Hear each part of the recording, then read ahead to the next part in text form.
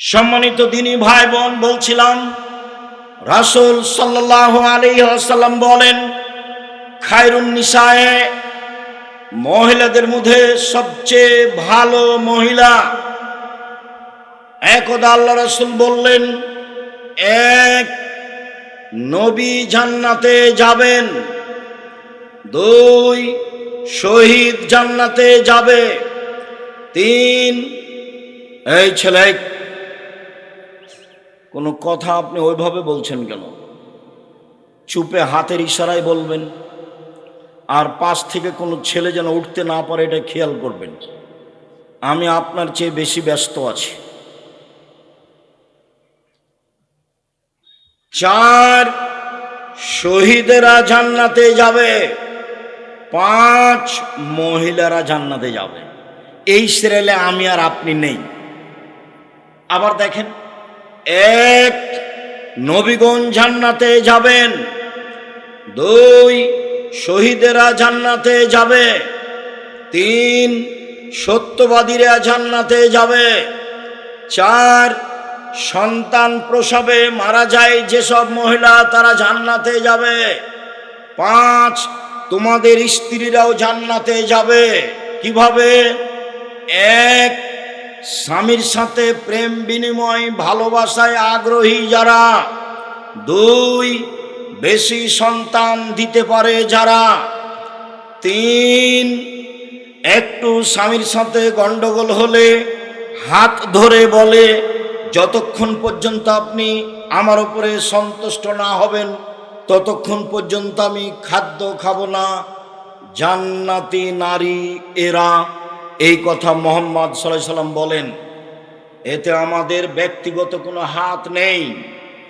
রাসূল সাল্লাল্লাহু আলাইহি সাল্লাম বলেন, ইব্রাহিম আলাইহিস সালাম তার স্ত্রী সারাকে নিয়ে এক এলাকা পার হচ্ছিলেন। ইব্রাহিম আলাইহিস সালাম বললেন, সারা, তোমাকে যদি কেউ জিজ্ঞাসা করে এইটা কে, তুমি বলিও এইটা আমার ভাই। কেন? আমি তোমার কথা বলে দিয়েছি, তুমি আমার বোন, তুমি আমাকে মিথ্যুক প্রমাণ করো না। সারা, সারা মনে রেখো, এই মাঠের ওপরে দুইজন মুসলমান, আমি আর তুমি, এই হিসেবে আমরা ভাই বোন বটে।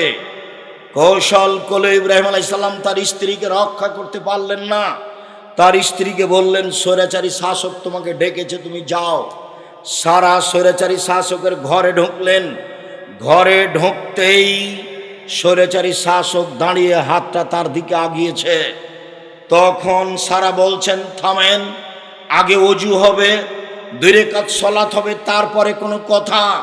সারা ওযু করলেন, 2 রাকাত সালাত আদায় করলেন, তারপরে বলছেন, আল্লাহুম্মা, হে আল্লাহ, ইন কুনতু আমানতু বিকা ওয়া বিরাসূলিকা, আমি যদি তোমাকে আল্লাহ বলে মেনে নিয়ে থাকি, আমি যদি তোমার নবী ইব্রাহিমকে নবী বলে মেনে নিয়ে থাকি, ওয়া হাসানতু ইল্লাল্লাহ ফারজি, আমার লজ্জা স্থানকে আমার স্বামী ছাড়া জিন্দেগিতে কাউকে ব্যবহার করতে না দিয়ে থাকি, ফালা তুসাল্লিত আলাল কাফেরা, এই নির্জনে এই কাফের যেন আমার গায়ে হাত লাগাতে না পারে।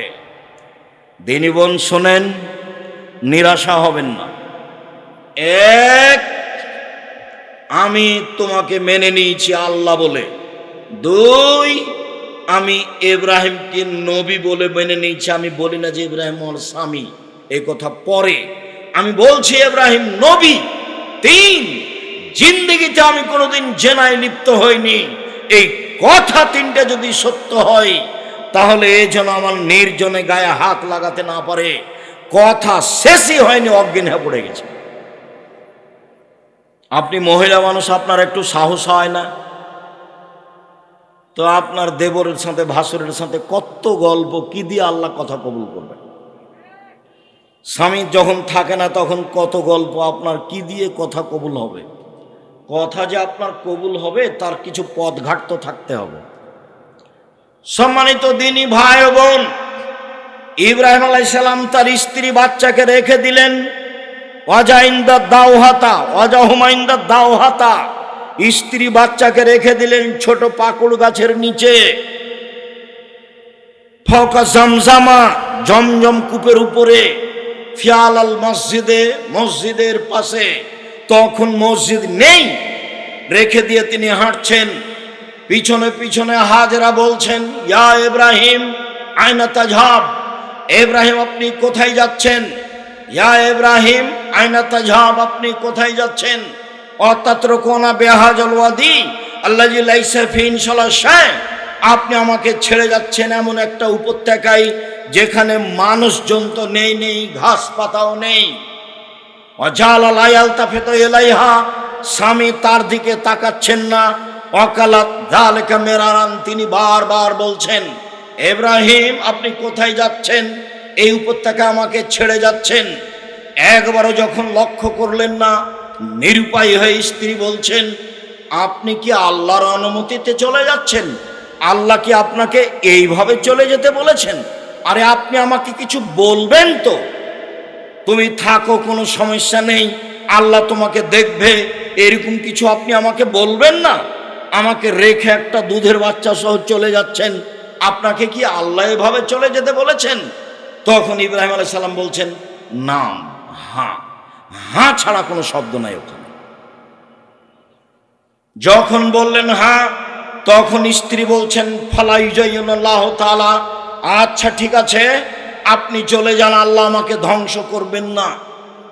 একটু আগিয়ে গিয়ে ইব্রাহিম আলাইহিস সালাম সানিয়া পাহাড়ের কাছে গিয়ে কিবলামুখী হয়ে হাত তুলে বলছেন, রব্বানা ইন্নী আসকানতু মিন যুরিয়াতি বিওয়াদিন গায়রি যি যারইন ইনদা বাইতিকাল মুহাররাম, হে আমার প্রতিপালক, আমার পরিবারের কিছু অংশ রেখে দিলাম তোমার কাবা ঘরের পাশে, যেখানে মানুষজন তো নেই, নেই ঘাস পাতাও নেই। একটু আগে স্ত্রী যা বললেন, স্বামী তাই বলছেন। একটু আগে স্ত্রী বললেন, ইব্রাহিম আপনি আমাকে ছেড়ে কোথায় যাচ্ছেন, যেখানে মানুষজন তো নেই, নেই ঘাস পাতাও নেই। এবার ইব্রাহিম আলাইহিস সালাম আল্লাহর দরবারে হাত তুলে বলছেন কিবলামুখী হয়ে, আল্লাহ আমার পরিবারের কিছু অংশ রেখে দিলাম, তোমার কাবা ঘাস পাতাও নেই। কিভাবে বাঁচবে সেটা আমি জানি না, কিভাবে থাকবে খাবে সেটা আমি জানি না। তুমি বলেছ, তোমার আদেশ পালনার্থে আমি রেখে চলে গেলাম। উভয়েরই ঈমানের দাবি। ঈমান কাকে বলে? ঈমান যত বেশি হবে পাপ তত কম হবে, ঈমান যত কম হবে পাপ তত বেশি হবে। ঈমান দিয়ে পাপ ঠেকানো যায়, এরই নাম ঈমান। বিপদে পড়ে হাত তুলে দোয়া করবেন, এর চেয়ে বড় বিপদ কি হতে পারে?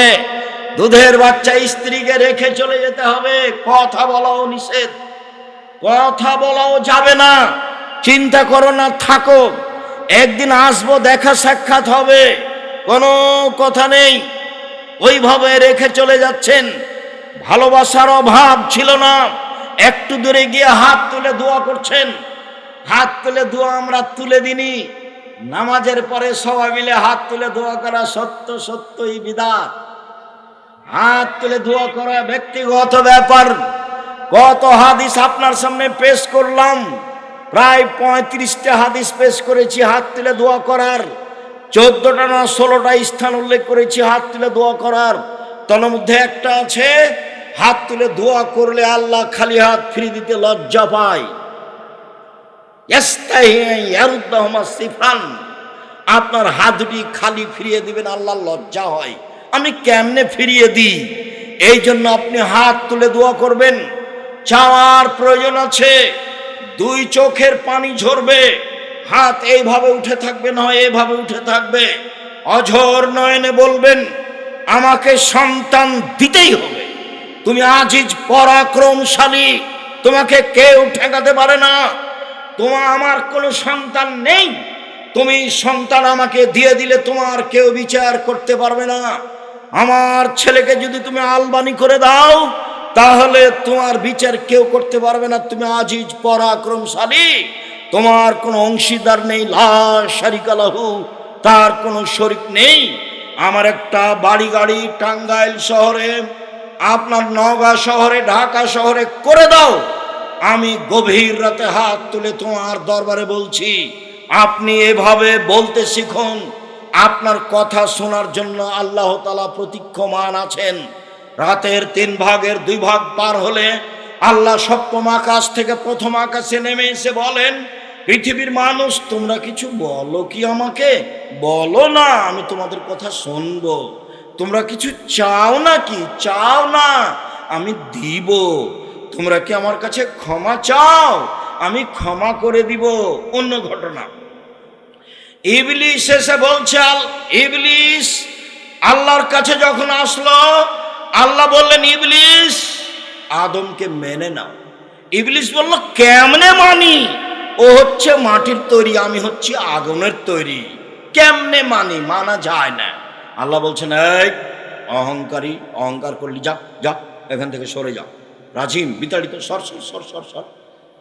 তখন ইবলিস বলছে, ঠিক আছে সরে যাব বটে, আমার একটা কথা শুনতে হবে। কি কথা? কিয়ামত পর্যন্ত বেঁচে থাকার সুযোগ দিতে হবে। আচ্ছা ঠিক আছে, দিলাম, একটা সময় পর্যন্ত দিলাম। এবার যখন পেয়ে গেছে তখন বলছে, দেখেন বলার ঢং, রব্বি, হে আমার প্রতিপালক। কে বলছে বলেন তো? শয়তান বলছে। দেখেন বলার ঢং, রব্বি, হে আমার প্রতিপালক, ইজ্জতিকা, তোমার সম্মানের কসম, তোমার মর্যাদার কসম, তোমার কসম করে বলছি, আদমের ছেলে মেয়ের দেহে যতক্ষণ শ্বাস আছে, ওকে আমি পাপী করব করব করব। ও কেমনে জান্নাতে যাইতে আমি দেখে ছেড়ে দেব।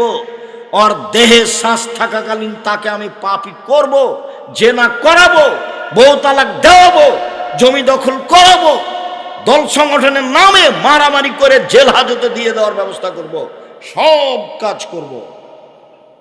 ওর দেহে যতদিন শ্বাস আছে আমি করব। তা আল্লাহ তখন এভাবে বললেন না, সর, করতে পারবি না, তাহলে তো কাজ হয়ে যায়। এভাবে বললেন না।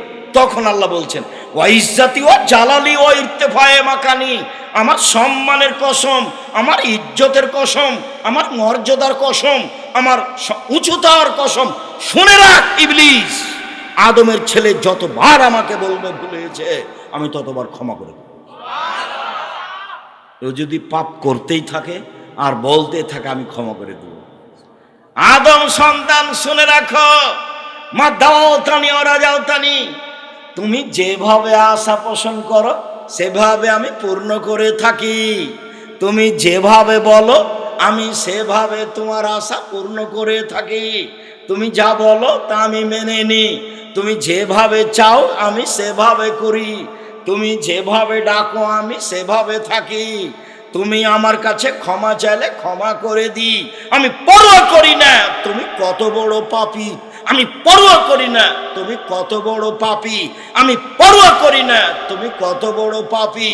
আদমের ছেলে মেয়ে শোনো, তোমার পাপ বেশি হতে হতে যদি আকাশে লেগে যায়, পাপ আর পাপ, এরপরে যদি তুমি আমার কাছে ক্ষমা চাও তাহলে আমি তোমাকে ক্ষমা করে দিব।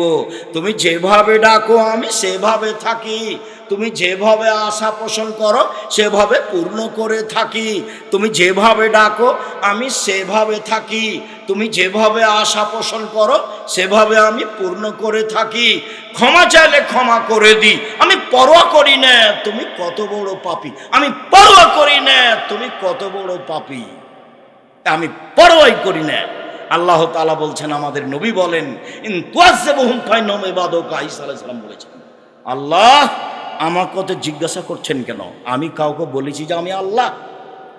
আমি কাউকে বলিনি তোমার জীবদ্দশায়। শোনো, আল্লাহকে বলছেন ঈসা আলাইহিস সালাম, ইন তুআযিবুহুম ফাইন্নাহুম ইবাদুকা, আপনি শাস্তি দিলে দেন, আপনার বান্দাকে আপনি শাস্তি দেন, আমার কি আছে?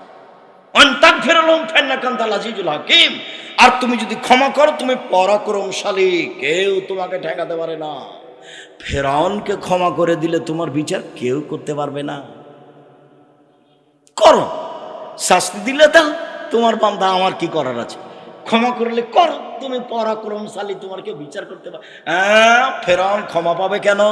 এরকম বলার কেউ আছে? কেউ নাই। কিয়ামত পর্যন্ত কেউ দাঁড়াতে পারবে না। হ্যাঁ, এ বিচার কেন? ওর নাম আজিজ। ওর নাম কি?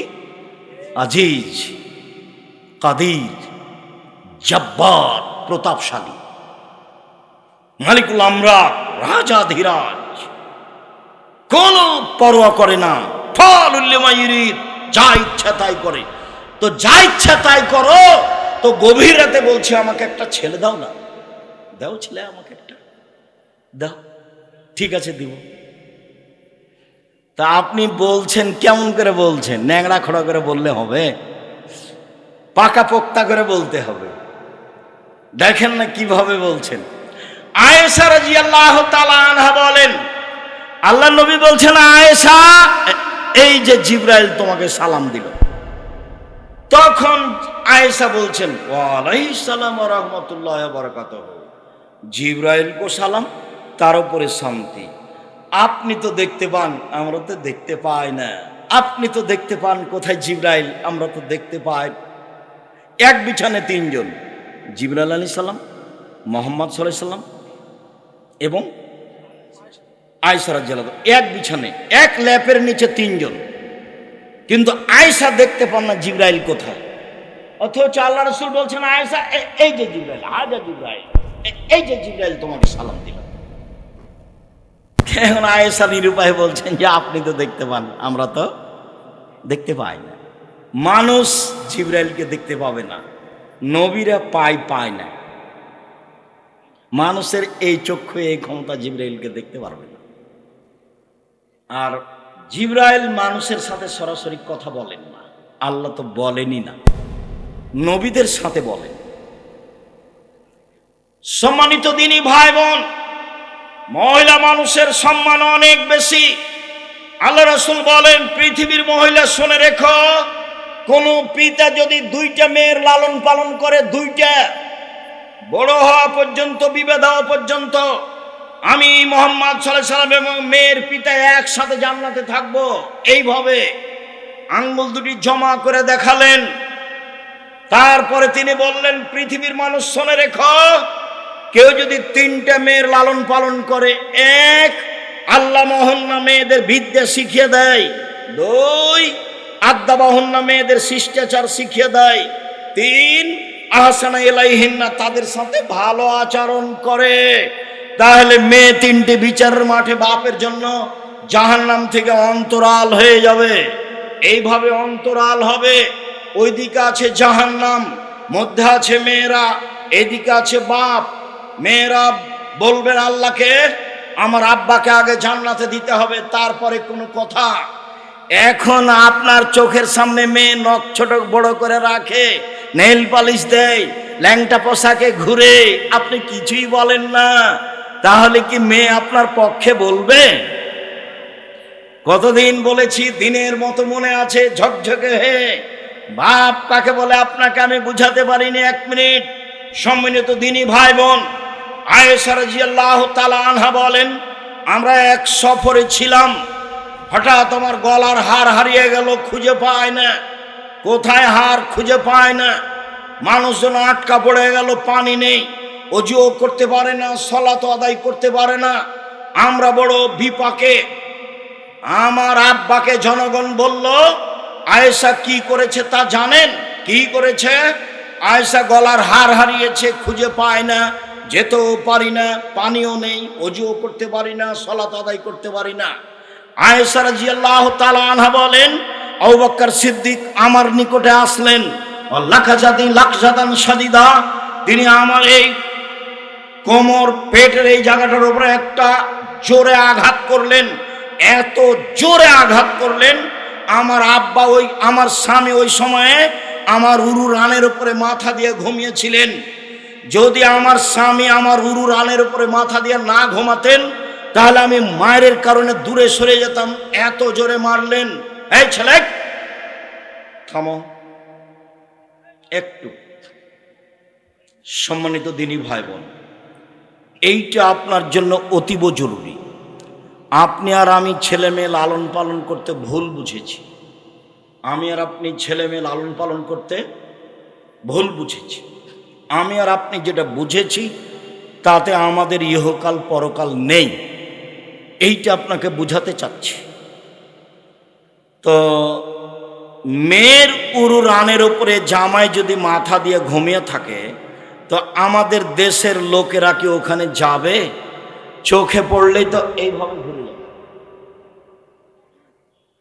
তো দেখেন আরবিদের গতি, এইভাবে জামাই ঘুমিয়ে আছে, উনি গিয়ে মেয়ের কোমরের উপরে মেরে দিলেন। মারলেন পৃথিবীর সবচেয়ে বড় মানুষ, মারলেন পৃথিবীর সবচেয়ে বড় মহিলাকে, মারলেন সবচেয়ে বড় মানুষের সামনে, মারলেন হাত দিয়ে, মারলেন বিবাহদারী মেয়েকে, মারলেন পূর্ণ যুবতী মেয়েকে, মারলেন খোলা মাঠে, মারলেন দিন দুপুরে, মারলেন প্রায় 1400 মানুষের সামনে। সবচেয়ে বড় মানুষে মারলেন, সবচেয়ে বড় মহিলাকে মারলেন, সবচেয়ে বড় মানুষের সামনে মারলেন, পূর্ণ যুবতী মেয়েকে মারলেন, বিবাহদারী মেয়েকে মারলেন। এত বড় বাপে এত বড় বেটিকে এইভাবে মেরে দিলেন। আর আমার মেয়েটার নখ বড় আছে, আমি কিছুই বলতে পারলাম না, তখনও আমি বাপ। ভুল হিসাব। আপনার মতো বাপের বেঁচে থাকার প্রয়োজন নেই। আপনার ছেলে মেয়ে এতিম হয়ে গেলে জামিয়া সালাফে দেখবে ইনশাআল্লাহ 500 এতিম অসহায় ছেলে মেয়ে আছে। কালকে যদি আরো 500 গিয়ে যোগ হয় সমস্যা নেই। আলহামদুলিল্লাহ, আল্লাহর অনেক দয়া, আল্লাহর অনেক দয়া। 500 অসহায় ছেলে মেয়ে এতিম আছে, কালকে যদি আরো 500 গিয়ে যোগ হয় কোনো সমস্যা নেই। আলহামদুলিল্লাহ। সম্মানিত দিনী ভাই বোন, বলছিলাম মহিলারা 5টা জিনিস করলে জান্নাতের সব দরজা খোলা। 5 ওয়াক্ত সালাত, রমজানের সিয়াম, স্বামীকে মেনে চলা, জেনায় লিপ্ত না হওয়া। সম্মানিত দিনী ভাই বোন, পরিবার সুন্দর করে দেখতে হবে। আগামী বৃহস্পতিবার, সোমবার, বৃহস্পতিবার, শুক্রবার জামিয়া সালাফিয়া যাব ইনশাআল্লাহ। সবাই যে ইনশাআল্লাহ বললেন না, একটু হালকা হলো, চেষ্টা করেন। 2, যেসব বই পুস্তক আছে আমার পক্ষ থেকে আল ইতিসাম পত্রিকা একটা ফ্রি আছে, আমি কিনে আপনাদের ফ্রি দিচ্ছি 50টা প্রশ্নের উত্তরের কারণে। ওদিকে একটা কিনবেন আর একটা আমার পক্ষ থেকে ফ্রি। 3, জামিয়া সালাফে ভর্তির তারিখ 1 জানুয়ারি, ডিসেম্বরে ফরম 1 জানুয়ারি। সম্মানিত দিনী ভাই বোন, আগামী বৃহস্পতিবার, শুক্রবার আসেন, বিষয়ভিত্তিক বক্তব্য হবে। আজকে সবাই বই পুস্তক আমার হাতের বামে আছে, দেখেন সলাতের নামাজের উপরে আমার বইটা আছে কিনা। আমি চেষ্টা করেছি সঠিকভাবে সলাত নামাজটা শিখিয়ে দাও। দোয়ার বই আছে নাকি, আদর্শ পরিবার, আদর্শ নারী, আর আল ইতিসাম পত্রিকা। কেউ খালি হাতে যাবেন না। আর আমার দিনী বোনদের জন্য আদর্শ নারী, আদর্শ পরিবার, কয়েকটা জিজ্ঞাসা। আমার হাতের বাম দিক থেকে সবাই বই পুস্তক নেবেন। তাহাজ্জুদ সালাত কি 8 রাকাত? জি, তাহাজ্জুদ সালাত 8 রাকাত। 4 রাকাত সালাত আদায়ের পর কি কোনো ভিন্ন দোয়া আছে? ভিন্ন দোয়া নেই। তবে তাসবিহ তাহলিল জিকির আজকার বসে থেকে করবেন, হাত তুলে দোয়া করবেন, আপনার ব্যক্তিগত ব্যাপার। স্বামী স্ত্রী কি একই রুমে তাহাজ্জুদ সালাত আদায় করতে পারবে? পারবে। পাশাপাশি দাঁড়িয়েও করতে পারবে, যখন একা একাই পড়বে। আর জামাত করলে স্বামী আগে থাকবে, স্ত্রী পিছনে থাকবে। অন্ধকারে কি তাহাজ্জুদ সালাত আদায় করতে হয়? অন্ধকারেই করা ভালো। আয়েশা রাদিয়াল্লাহু তাআলা বলেন, আল্লাহর নবী যে ঘরে তাহাজ্জুদ পড়ছিলেন সে ঘরে বাতি ছিল না, ল্যাম্প হারিকেন ছিল না। কোনো নির্দিষ্ট সময়ে স্বামী স্ত্রী মেলামেশা করলে কি ছেলে সন্তান পাওয়া যাবে? কোনো নির্ধারিত সময় নেই, কোনো নির্ধারিত সময় নেই। যখন আপনি সুবিধা মনে করেন তখনই মিলনে যাবেন, আর কান্নাকাটি করে আল্লাহর কাছে চাইতে হবে। মুয়াজ্জিন আজান একামত ইমাম হতে পারবে কি? মুয়াজ্জিন আজান দিতে পারবে, মুয়াজ্জিন ইমামও হতে পারবে, কোনো সমস্যা নেই। আল্লাহ রাসূল বললেন দুইজন থাকলে একজন আজান দিবে আর দুইজনের বড়জন ইমামতি করবে। তখন তিনি বলেননি যে একজন আজান আর একজন একামত ইমাম, বললেন যে একজন আজান দিবে আর বড়জন ইমামতি করবে। তো বড়জনই হয়তো আজান দিয়েছে, বড়জনই ইমামতি করবে, সমস্যা নেই। মাহফিলের আয়োজন করার জন্য রাস্তায় দাঁড়িয়ে পথে পথচারীদের থামিয়ে টাকা আদায় করা যাবে কি? জি না, এই প্রথা বন্ধ করতে হবে। এইভাবে টাকা আদায় করা যাবে না। সূরা নিসার 85 নম্বর আয়াত দিয়ে ভোট দেওয়ার দলিল পেশ করছে, এটার সত্যতা জানতে চাই। নির্বাচন তো রাসূলের যুগে ছিল না, তো এটা হবে কি দিয়ে? আল্লাহুস সামাদ, লা ইলাহা ইল্লা আনতা সুবহানাকা ইন্নী কুনতু মিনাত তালিবিন। ওস্তাজি, কেউ আপনার প্রতিষ্ঠানে জমি দান করলে সেটা আপনার নামে দলিল করতে হবে। কেউ কেউ মনে করে ওটা তার অপবাদ আমার উপরে, আল্লাহ তাকে মাফ করুক, মরলেই জাহান্নামের মতো পাপ এটে। তা আমাকে জিজ্ঞাসা করেন। আর কত জমি, প্রায় 100 বিঘা জমি রূপগঞ্জে, প্রায় 60-70 বিঘা জমি তানোরে, প্রায় 50 বিঘা জমি রাজশাহীতে, প্রায় 12 বিঘা জমি ময়মনসিংহে, প্রায় 10-12 বিঘা জমি কুষ্টিয়ায়, প্রায় 5-6 বিঘা জমি ঝিনাইদহে, প্রায় 10-12 বিঘা জমি ফেনীতে, প্রায় 7-8 বিঘা জমি এতে চট্টগ্রামে, শহরে 2-3টা বড় বড় জমি। তো এত জমি আমার নামে করে নিব? তোমার স্বভাবটা খানে এত দুর্বল, তোমার কি হবে সেটা আমার খালি ভয়, যে তোমার কি হবে। কেন তুমি না জেনে মন্তব্য করতে গেলে? নেবরাস সরকার অনুমোদিত ফাউন্ডেশন, সব জমি নেবরাসের নামে রেজিস্ট্রি হয়। এখন আমি বেঁচে আছি, আমি সভাপতি, আমি মরে গেলে যে সভাপতি হবে তারই নাম থাকবে। নেবরাস একটা অলাভজনক ফাউন্ডেশন, তো ওতে তো মানুষ লাগবে, না হলে এটা কি দিয়ে দাঁড়াবে? তো ওতে একটা সভাপতি আছে, সেক্রেটারি আছে। সভাপতি হলাম আমি, আর সেক্রেটারি হলাম আমার ছোট ভাই মোস্তফা কামাল, বরিশালে থাকে, বরিশাল জামিয়া সালাফে দেখাশোনা করে। তা আমি যখন মারা যাব সেখানে আর একজন লোক আসবে ইনশাআল্লাহ। তখন আপনারা বলবেন ওরই নামে সব জমি, কি হবে তখন? আল্লাহ আপনাকে হেফাজত করুক। সকলে মক্তবে আসার জন্য মসজিদের মাইকে, সকালে মক্তবে আসার জন্য মসজিদের মাইকে ডাকা যাবে কি? যাবে, সমস্যা নেই, শিক্ষার জন্য। তবে মৃত্যু সংবাদ দেওয়া যাবে না, হারানো বিজ্ঞপ্তি দেওয়া যাবে না। রিয়া আর নাস কিভাবে দূর করব? মানুষকে লোক দেখানো কাজ।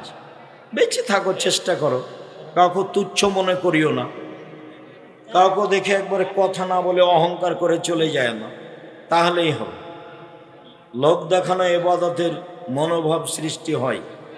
বেঁচে থাকো, ইবাদত যেভাবে করছিলে সেভাবে করতে থাকবে, কেউ ঢুকলে পরিবর্তন করিও না। অন্তরের হিংসা এবং অহংকার দূর করার উপায়, রাতে কান্নাকাটি করো। হিংসা চলে আসে, হিংসা খুব খারাপ জিনিস।